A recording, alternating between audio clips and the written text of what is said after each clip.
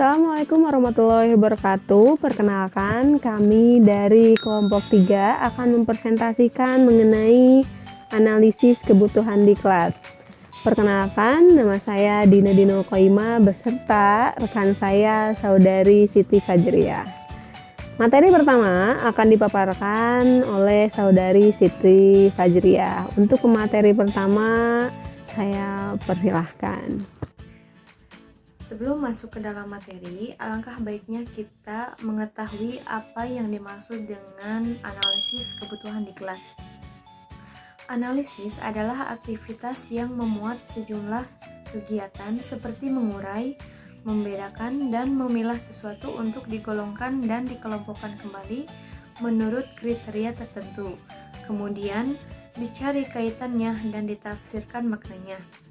Sedangkan kebutuhan adalah segala sesuatu yang diperlukan oleh manusia yang bisa didapatkan dengan cara memiliki barang dan jasa. Sedangkan diklat adalah suatu program yang dirancang untuk dapat meningkatkan pengetahuan, kemampuan, dan pemahaman pekerja terhadap keseluruhan lingkungan kerjanya. Nah, dari pengertian di atas dapat disimpulkan bahwa analisis kebutuhan diklat merupakan suatu proses kegiatan yang sistematis untuk mengidentifikasi diskrepensi antara standar kinerja dan kompetensi pegawai, sehingga dapat ditingkatkan melalui pendidikan dan pelatihan.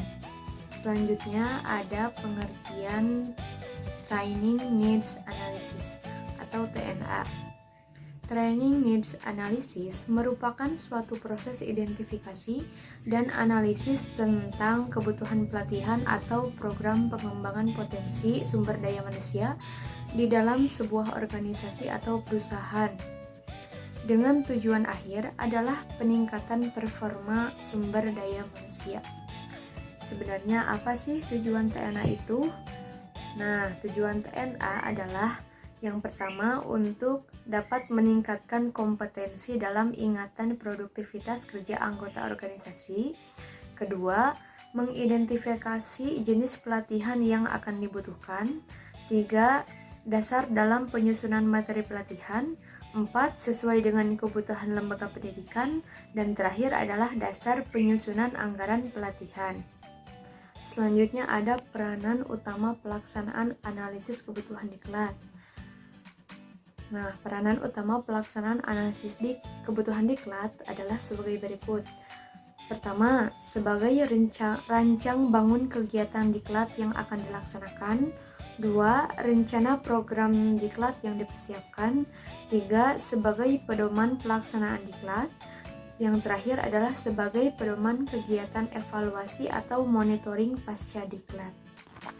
Nah, selanjutnya adalah mengenai manfaat pelaksanaan AKD atau analisis kebutuhan diklat. Ada banyak manfaat diselenggarakannya analisis kebutuhan diklat. Nah, manfaat tersebut antara lain penyusun program diklat yang akan diselenggarakan akan merujuk positif pada kebutuhan para pengguna jasa kediklatan, mencangkup kebutuhan organisasi atau instansi, jabatan maupun kompetensi individu para calon peserta diklat. Nah, yang kedua, motivasi peserta diklat menjadi positif karena jenis diklat yang diikuti sesuai dengan aspek sikap, pengetahuan, dan keterampilan yang diperlukan sehingga sesuai dengan tujuan mereka mengikuti diklat. Nah, pihak penyelenggara diklat dapat mengetahui terkait dengan masalah-masalah dalam organisasi, pengguna jasa kediklatan, serta solusi yang ditawarkan. Nah, kegiatan diklat yang diselenggarakan berdasarkan AKD akan bersifat efisien dan efektif sesuai dengan sasaran diklat. Nah, selanjutnya mengenai AKD meningkatkan mutu diklat. Tingkat kebutuhan diklat berdasarkan sistem organisasi umumnya dibedakan menjadi 3. Tingkat kebutuhan diklat ya, 3. Yang pertama, kebutuhan diklat pada tingkat organisasi. Kedua, kebutuhan diklat pada tingkat jabatan. Yang ketiga, kebutuhan diklat pada tingkat individu. Kebutuhan diklat pada tingkat organisasi ini akan menyampaikan bagian mana dari unit kerja pada organisasi ini memerlukan diklat. Nah, sebagai contoh pada suatu unit kerja belum mempunyai orang yang bisa diangkat untuk menjadi pejabat, pembuat komitmen atau PPK. Nah, organisasi tersebut akan menyampaikan pada petugas AKD bahwa perlu adanya diklat atau barang dan jasa. Disinilah organisasi tersebut harus menentukan bagian yang perlu mendapat perhatian. Nah, kedua adalah kebutuhan diklat pada tingkat jabatan.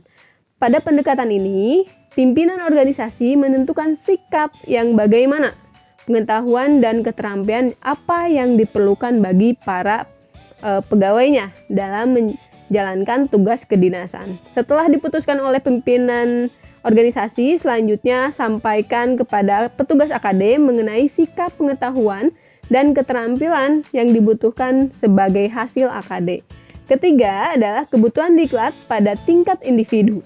AKD pada pendekatan ini didahului oleh penetapan kebutuhan-kebutuhan pendidikan dan pelatihan oleh pimpinan organisasi bersama dengan pihak terkait lainnya.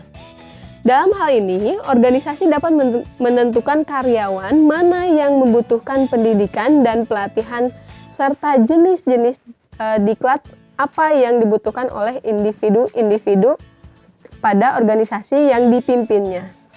Para pegawai diminta konfirmasi mengenai sikap, pengetahuan, dan keterampilan yang perlu dikembangkan kompetensinya terkait dengan bidang tugas dan jabatan yang dipegang saat ini.